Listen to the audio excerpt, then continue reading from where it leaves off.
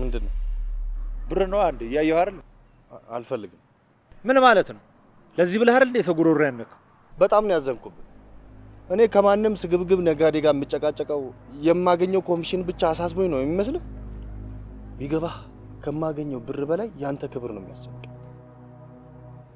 ይሉንታ እንደሚያጠቃህ አውቀው የልፋትህን ዋጋ ዛሬ ነገ እያሉ እንዳያስቀሩብህ ስለምሰጋ ነው ከመጀመሪያውም እዚህ ስራ ውስጥ የገባሁት እንጂ እኔ የትም ተራሩጬ ለራሴ መሆን አያቅተኝ። ወንዴ እኔ እንደዛ አላሰብኩም። አሰብክ እንጂ የስዕሉ ባለቤት እኔ እኮ ነኝ። ምንድነው እንደዚህ የሚያደርገው እኮ ነው ያልከኝ? ከሰውየው ጋር አላስፈላጊ ነገር ውስጥ መግባታችሁ አሳስቦኝ ነው እንጂ እኔ እንዴት እንትን እንደዛ እልሃለሁ? ሌላው ቢቀር ስዕልን ለስሜት ብቻ ከመሳል አውጥተህ ገንዘብ እንዳገኝበት የረዳኸኝ ምርጡ ጓደኛዬ መሆኑን ምረሳ ይመስልሃል? እባክህ ቃላት እያሰማምርክ ልትፎግረኝ አትሞክር። ወንዴ ሙት እውነቴን። እሺ ከዚህ በኋላ ግን በስራዬ ጣልቃ እንዳትገባ።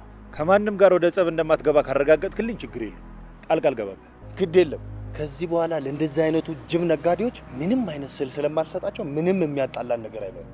ለእነሱ ካላስረከብን ታዲያ ማን ሊገዛ ነው? ስዕሎቹን ስናስረክባቸው እዛው ያለ ዱቤ የሚከፍሉ ምርጥ ተረካቢዎች እንፈልጋለን። ካገኘህ ጥሩ ነው። ለማንኛውም እችን ያዝ። እንዴ ተቀበለኝ። ግን ፍፄ እንደዚህማ አይሆን። ለምንድን ነው የማይሆን?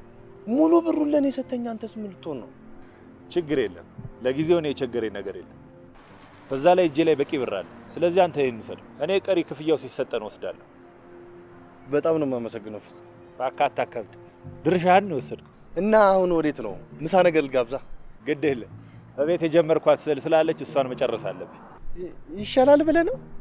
አዎ እንግዲህ የራስህ ጉዳይ። እኔ ግን ምሳ ልጋብዝ ብያለሁ። እንደጋበዝከኝ እቆጥርልሃለሁ። በል ሰላም። አይ ፍፄ ምስኪን እኮ ነው።